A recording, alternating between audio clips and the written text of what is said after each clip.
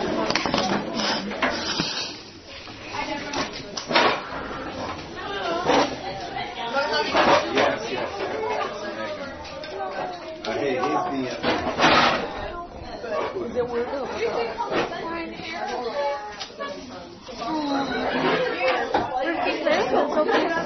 are still sheets heading around. One if you want.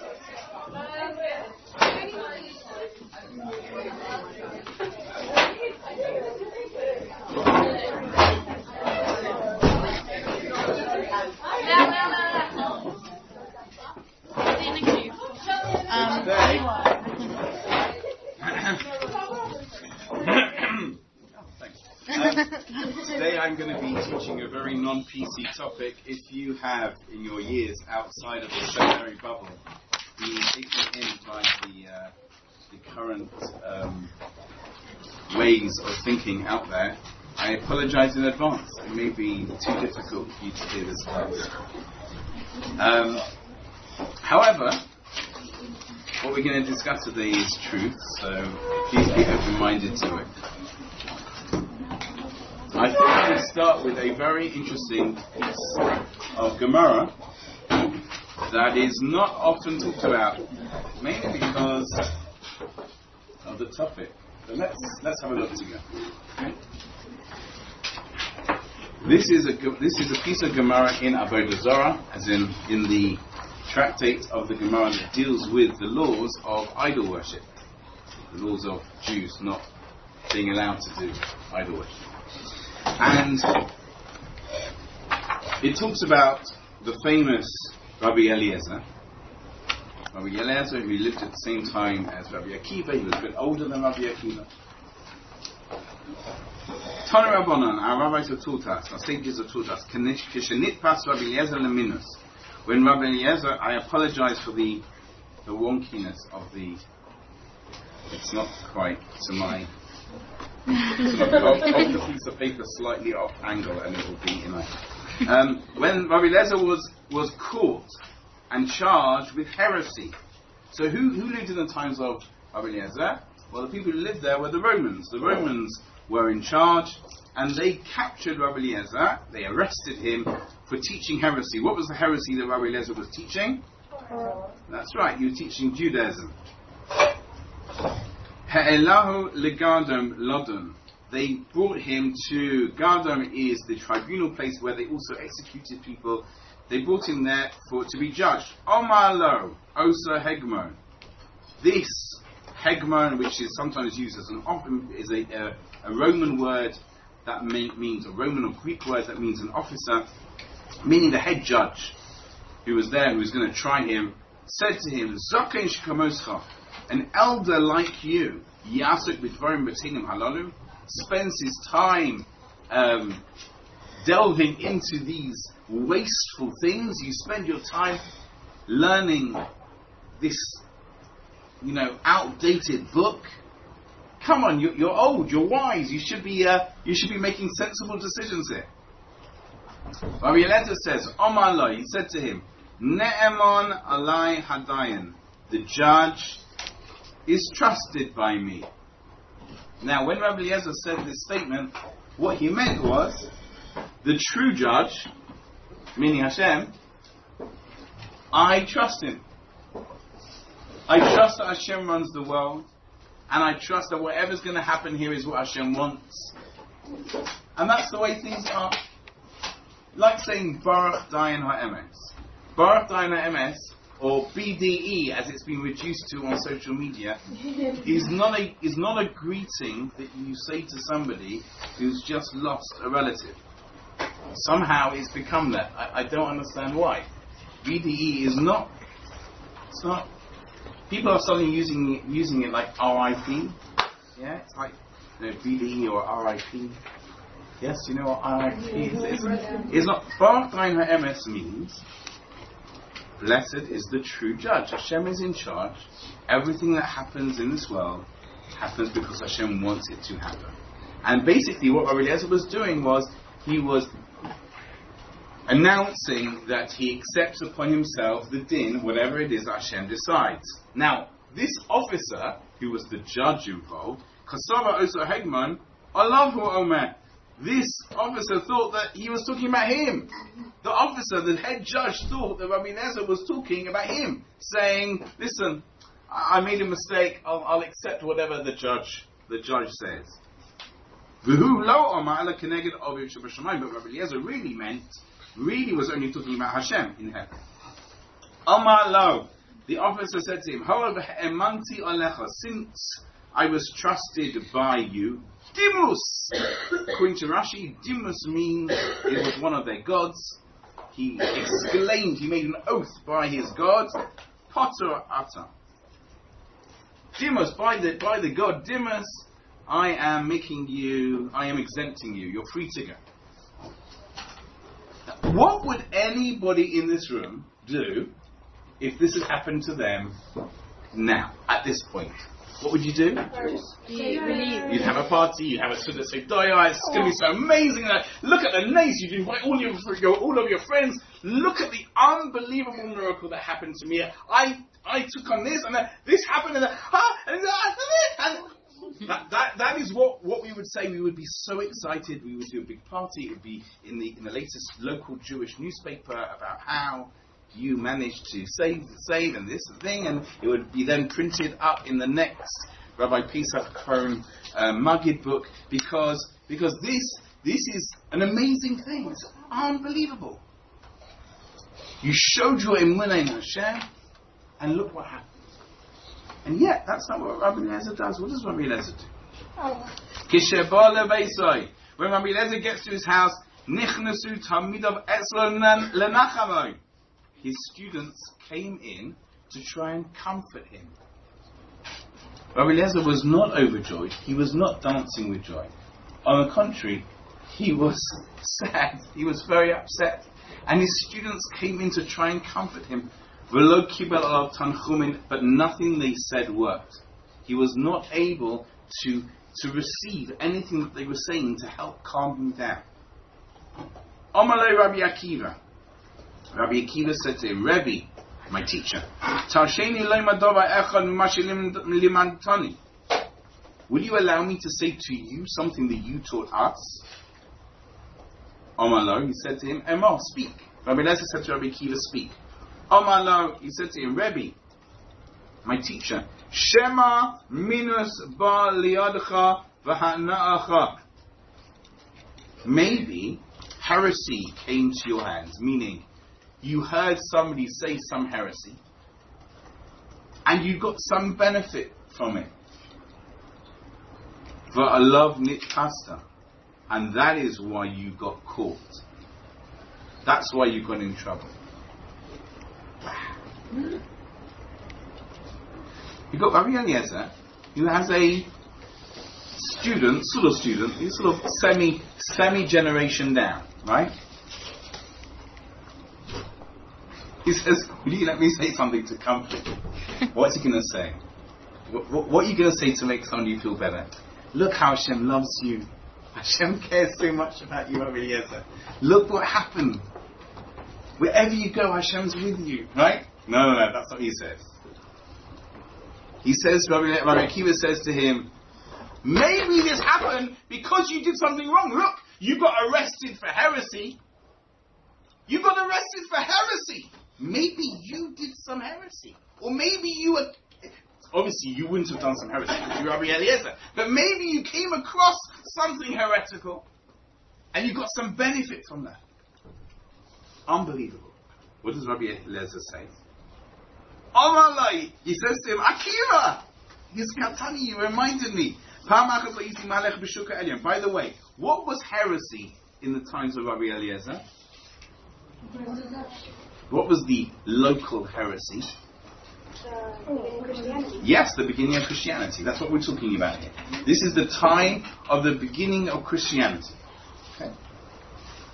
We are talking about the Talmidim of Jesus. That's what's going on here. At this particular time, it's about the time of the Talmidim of Jesus.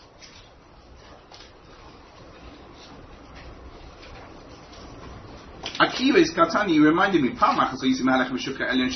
one day, I was walking in the upper marketplace. If you've ever been to the old city, where the cardo is, yeah?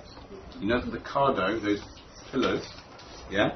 Supported there was a lower marketplace and an upper marketplace, you know that? Like the pillars. The pillars, yeah? So they supported an upper row of Roman shops and there was a lower row of Roman shops. You've been there? Yes. That's fine. Okay, I was walking in the upper marketplace of Tzipori, a place up north.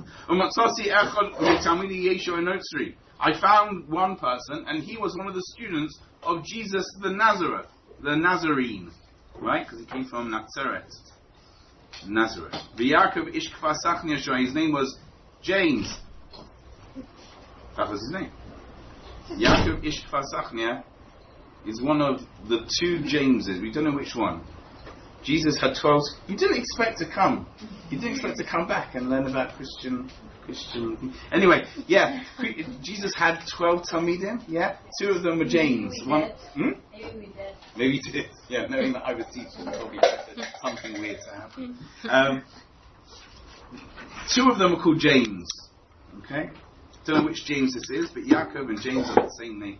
Yaakov ish Kfar Sachnia, his name was Yaakov, the person from Kfar Sachnia.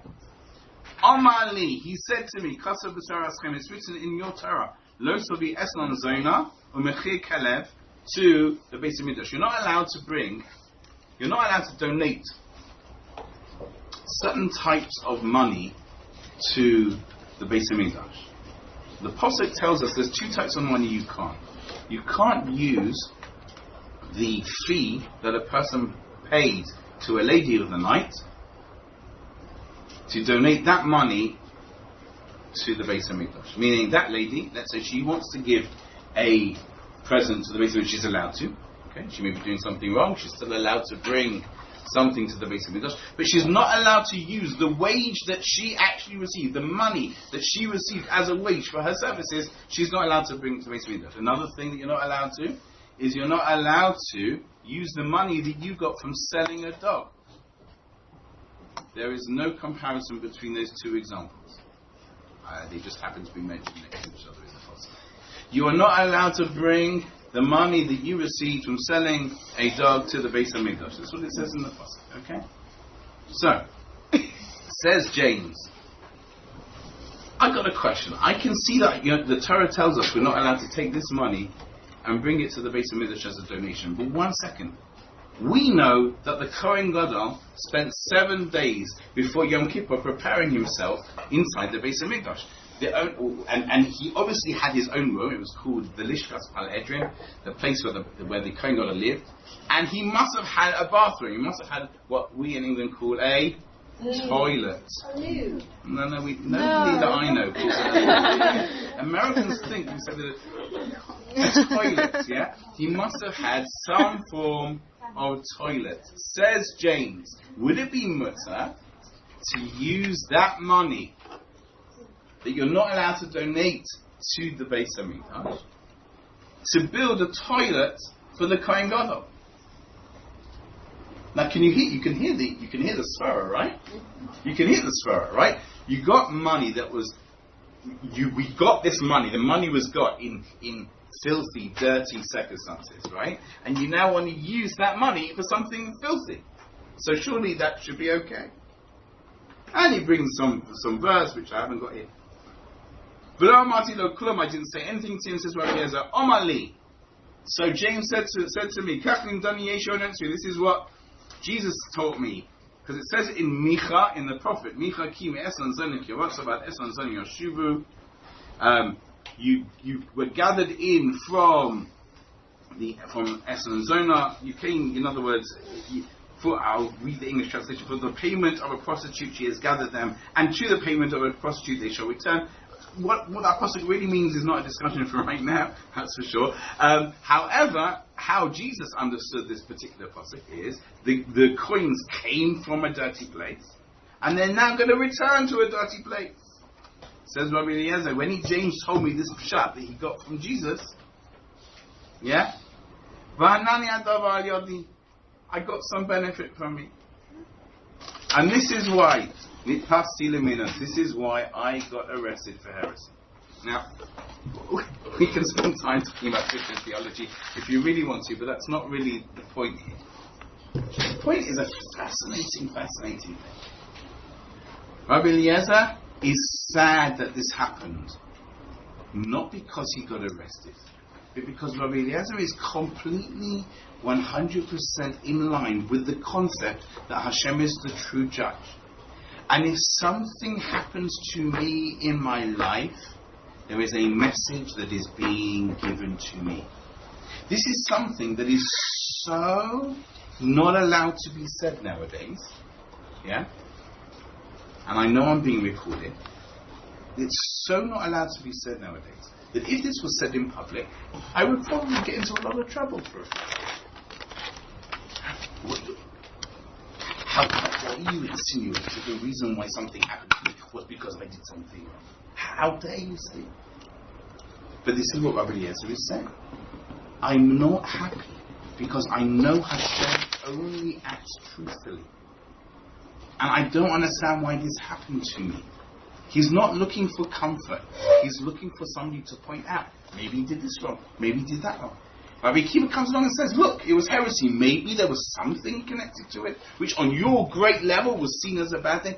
Rabbi Akiva, you've made me happy. You finally comforted me because now I have something that I realize I can improve on. Shocking. Truly shocking. Our generation can't deal with this stuff. Yeah. But like there's certain situations that happens to people in life where they've had no control over it. So that means they can't have done something wrong. They've had no say. If that's the case, then they clearly haven't done anything wrong. I thought Rabbi Akiva saying that Hashem is God. Rabbi Eliezer? Rabbi Eliezer, sorry. Mm-hmm. According to Rabbi Eliezer, he's saying that Hashem is a fair judge and that to be happens fairly. But like that's what we say. That's what Baruch Dain HaEmes means. Everything happens fairly. What does that? I guess the question is, what does that mean, fair? Correct. Excellent. We don't know. We don't understand. And if you've learned the Derech Hashem, so he gives you 10 different reasons why difficult things can happen, right? And sometimes it's clear that the person hasn't done anything wrong, right? Because it happens to them in their childhood, so clearly they haven't done anything wrong. But Rabbi Eliezer is this great person, right? He lives his life in this way. If something's going to happen, he's going to start looking inside himself. What is it? And he's searching, and he can't find what it is. So I'm not saying that every time something happens. What I am saying is what Chazal tell us, which is when something happens to us, we should look inside ourselves and try and find where we can improve. That's what we should do. Yeah. Why did Rabbi Eliezer benefit from Jesus' teaching? Was it a true teaching? No, it wasn't a true teaching because he enjoyed it. What does that mean? He enjoyed it. He said, good pshat. It was good pshat. How could he enjoy it? I like it. Because it was a nice reading of the verse. It's like, yeah, that's cool. The verse talks about coming from a dirty place and going to a dirty place, and Jesus applied that to this concept of taking it. It's a true pshat. Very nice. He enjoyed it. But it wasn't true. It wasn't true, but he enjoyed it. He got some benefit from it. Like, nice pshat. Yeah. Okay. So, why am I bringing this? The reason I'm bringing this story is just to give a massive contrast to the way we view rebuke nowadays. Nowadays, if I was to go up to somebody and say to them, I really think that there's this particular area in life that you need to work on and improve on, what do you think will happen? You feel attacked and they'll attack back. They'll feel attacked, they'll attack back, or they'll find a different rabbi. That's normally what happens, right? People go and find the rabbis who aren't willing to tell them where they need to improve. The best type of rabbi you can find is somebody who, in a kind way, not minimizing your respect as a human being, can point out to you flaws that you weren't able to identify yourself. By the way, that's the definition of a really good friend. If you're surrounding yourself with yes people, yeah, you're never, ever, ever going to grow. That's what happens in today's world. If I come along and I even begin to suggest something, how dare you, microaggression, this is terrible. How could you possibly say that? What are you blaming me, brother? Stay calm. Stay calm. This is an opportunity to grow. Why don't you take it? And we have a chiyuv. We have an obligation to rebuke other people.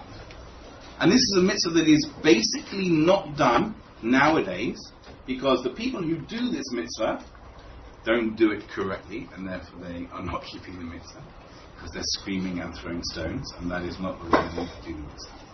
And most other people cannot even bring themselves to do this mitzvah because they're so scared of how in the person may pay, and maybe I'll lose my friend, and therefore we're basically left with no rebuke whatsoever. Now, if you don't like the word rebuke,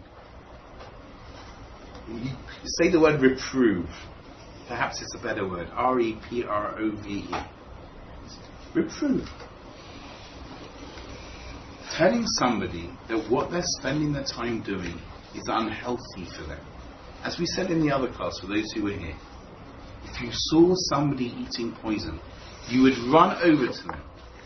You would run over to them and say, wait, and they would say, oh, thank you so much, assuming that they weren't purposely eating poison. And if you saw somebody who was about to eat something that you know that the hatch has been taken away, and you were to run over, and they were truly I've had this experience, and somebody said to me, couldn't you have waited to tell me until after I'd finished eating? Right? This actually happened to me. So I realized that this person isn't really right? That's the reality. Because if you really were you wouldn't want to eat non-kosher b'shogeg. And having eaten non-kosher b'shogeg, you would then feel sick. Right? That's happened to me once. I felt sick for a day. I ate something that I thought was a particular, what we call crisps, chips, a chip packet that I thought by a particular company that's on a kosher list in England, and I got confused and I got the wrong one. It was Walkers, but Walkers, the Walkers, the reconstituted ones, like there's the actual crisp, and then there's these sort of puffy ones, and I thought this was the thing. Then I found it wasn't, and I felt sick for a day. Until I managed to find Rabbi Dr. Jeremy Conway, who's in charge of the thing. I said, please tell me, delete it on kosher. And he says, no, you're probably okay. Even though we say it's not kosher, it's probably got this. Like, I finally felt okay. That's if you really care. And therefore, if you have a friend who you care about, and you demonstrated in other areas of life that you care about them, the best thing you can do for them is to point out where they're doing something wrong. So let's see that mitzvah in the Torah. The pasuk is here. You shall not hate your brother in your heart. You shall surely rebuke or reprove your fellow. And not hold a sin because of him.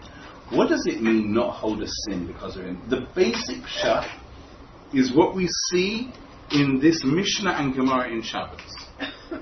Basic pshat, and this is scary, and it's heavy, but it's truth.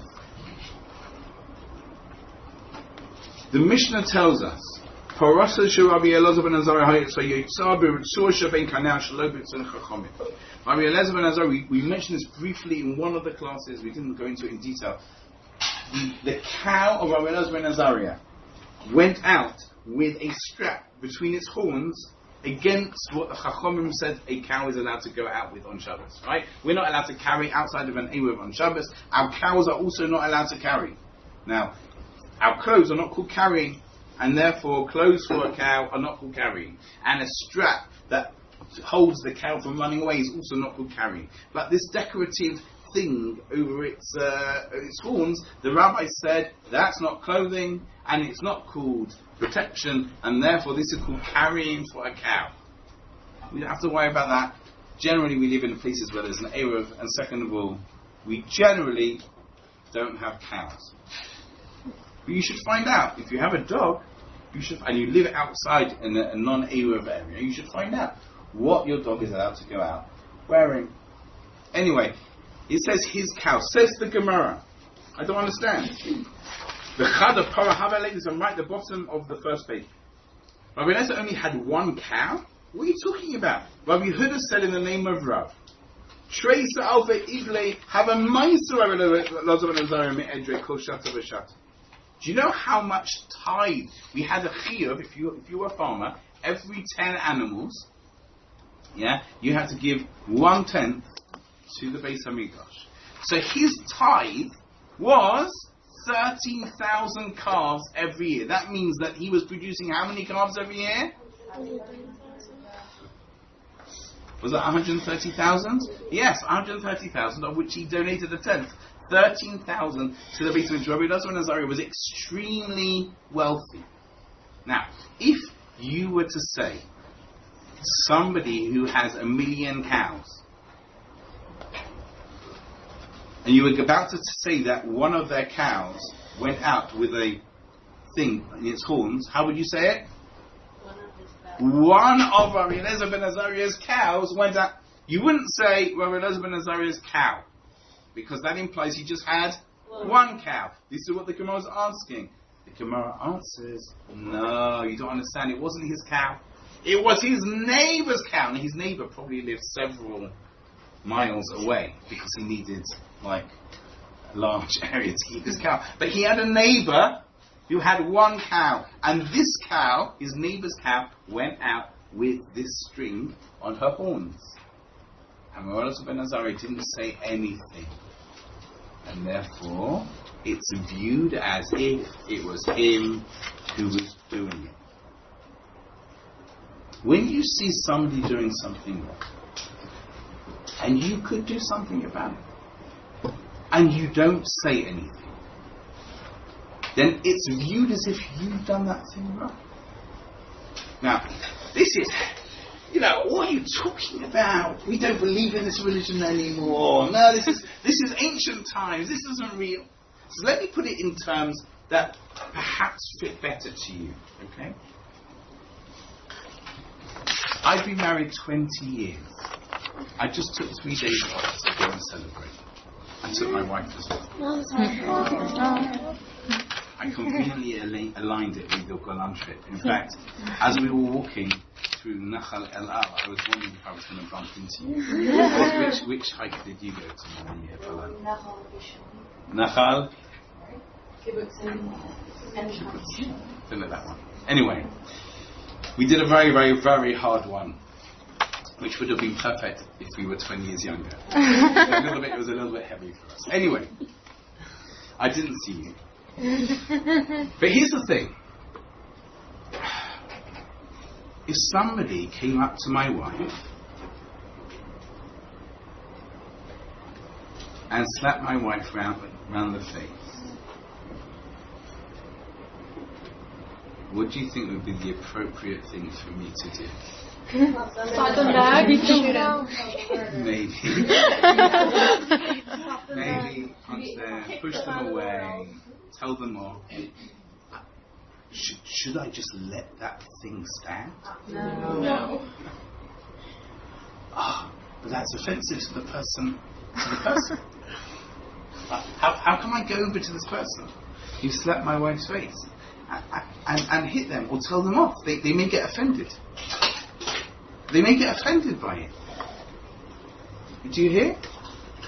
I'll go over to them and say, listen, Pastor, you're going to learn.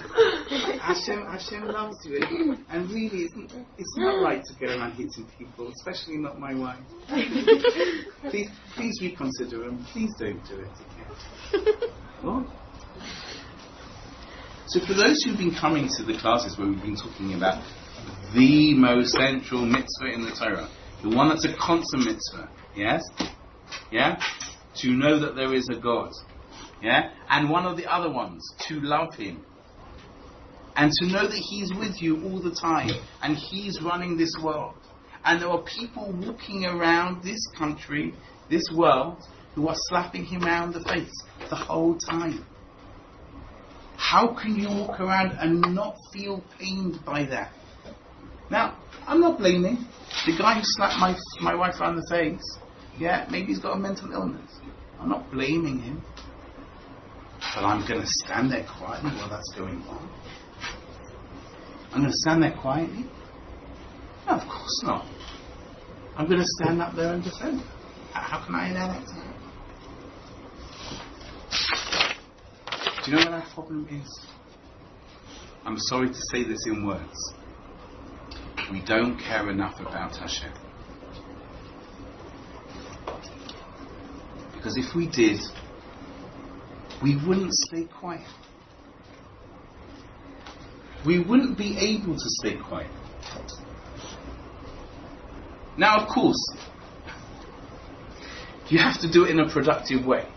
The idea is to try and stop this guy slapping my wife around the face. If I'm going to do something that's just going to make him continue to slap my wife around the face when I'm not around, then I haven't achieved anything. So I have to do it in a way that's going to work. And in terms of Torah, that means kiruv. Now, I don't know where you come from and what your backgrounds are or what your feelings are towards kiruv. It may be that kiruv is a 4-letter word. It's actually not.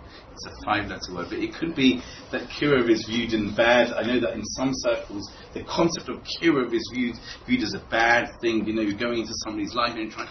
No, but I care about Hashem. Hashem says that it's a slap round my face, figuratively, when people drive on Shabbos. So what am I going to do?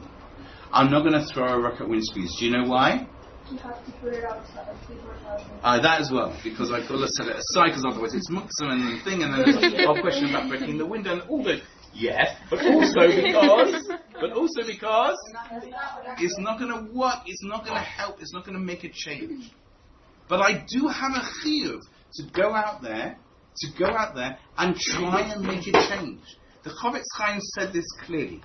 The Chavetz Chaim said, doing kiruv is a chiyuv of Avas Hashem.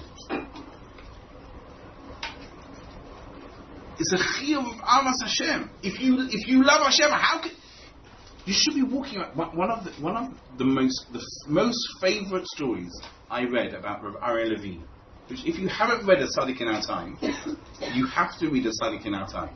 It is written in Old English. It's a translation from a Hebrew book written by Rav Simcha Raz. And the English is a very 50 years ago type of English. Okay? But if you can get past that, it is a superb book. Rav Aryeh Levine, one of the most shocking stories in that, there are a whole list of shocking stories about how Rav Aryeh Levine loved everybody and cared for everybody, and just to throw one out. He once took his son to the mental hospital. Right? He was going to the mental hospital. He took his son to the mental hospital with him to go and meet somebody. And when they got there, Rav Aryeh Levine said to the officer, I've come to see my cousin so-and-so. So the guard lets Rav Aryeh Levine and his son in to see this guy. They spend some time with the guy and then they go. As they're walking out, the son turns to Rav Aryeh Levine and says, Abba, I don't understand. I didn't know that we had a cousin. How is this person our cousin? So Aryeh Levine says, he's not our cousin. But every time I used to go to visit the mental hospital, I saw this one guy very, very beaten up. So I asked one of the other guys, why are you all okay? And he's covered with bruises. And they said to me, the ones with a little bit more ability, said to me, we all have relatives. So when we're having some mental breakdown, some sort of out of control situation, they have to be careful with us when they're restraining us, because they know that our relatives are going to come and meet us. They're going to come and visit us. And if they find that we've been mistreating them, we're going to get in trouble. But that guy has no relative. So I became his relative. This is the type of person we're talking about. He loved everybody. He stood with Rav Kook.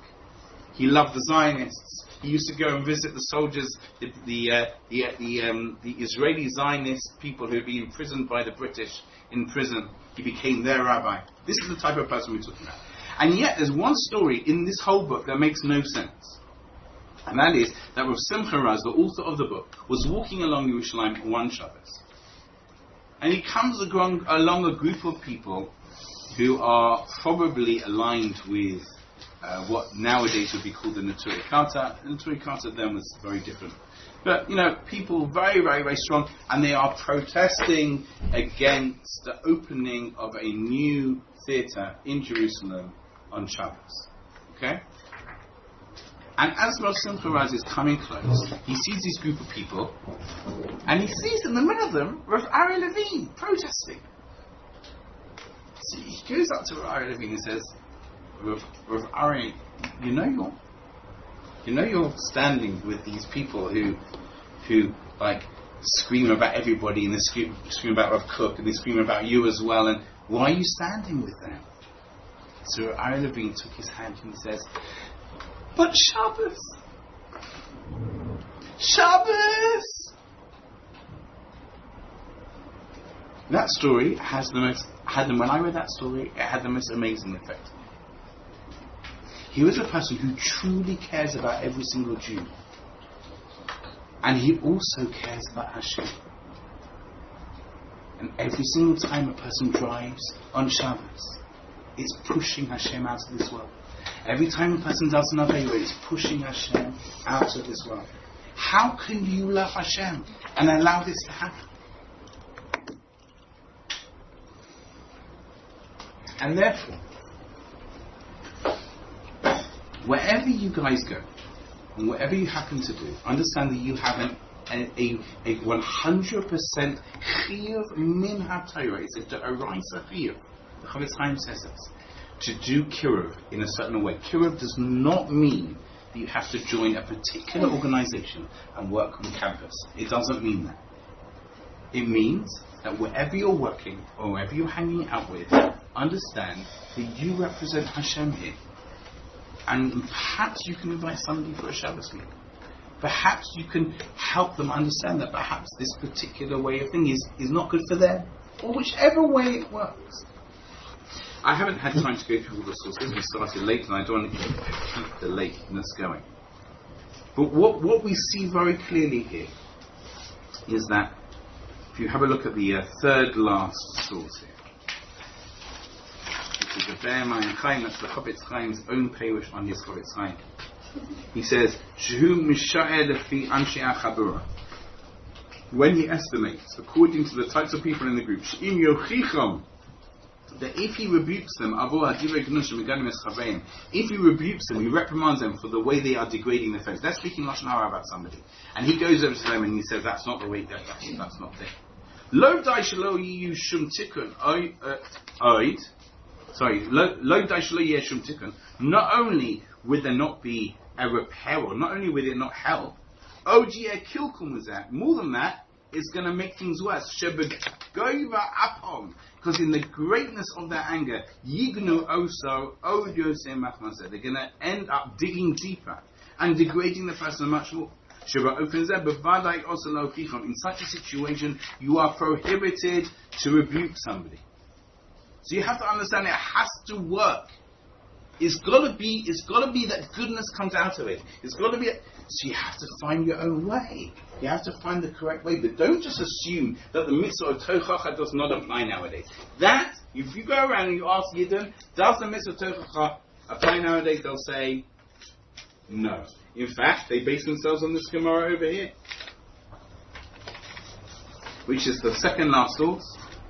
Rabbi Tafan, I read it in English just so we can be faster. Rabbi Tafan says, I would be surprised if there's anyone in this generation who can receive rebuke. Why? Because if the one rebuking says to him, remove the splinter from between your eyes, the other says to him, remove the beam from between your eyes. In other words, you're telling me off, what about the things that you do? What, you're telling me to take this off? Well, what about you do this? Or you do that? How dare you? And then Rabbi Yosef ben Azariah says, I would be surprised if there's anyone in this generation who knows how to rebuke correctly without embarrassing the person he is rebuking. So people base themselves on that. The problem is Rabbi Eliezer ben Azariah himself is told off for not rebuking his mate. So Rabbi Eliezer ben Azariah says, I don't know if anybody knows how to do it correctly. And yet, he's being told off. Perhaps you did know how to do it correctly.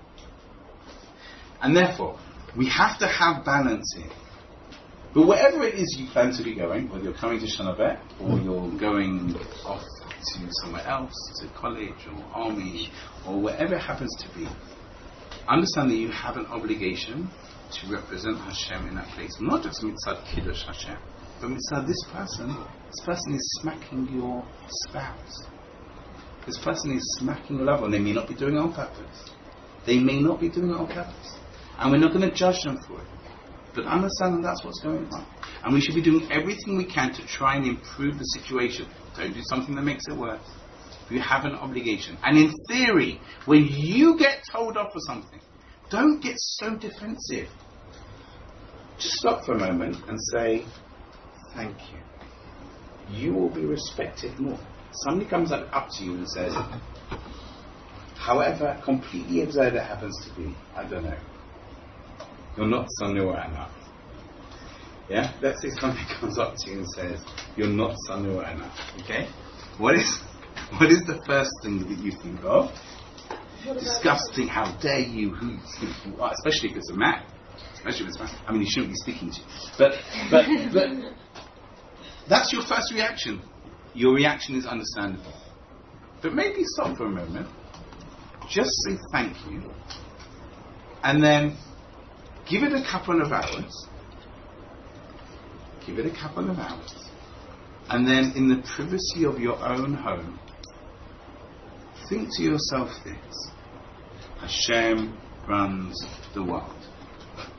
That person may have had no right to speak to me in that way, whatever.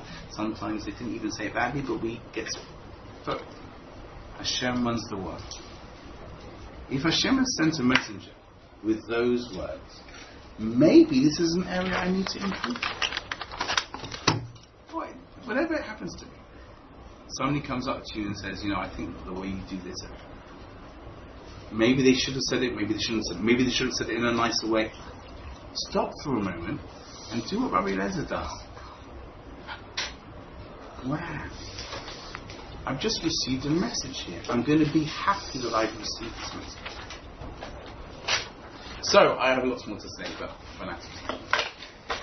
Lovely to see everybody. Thank you very much.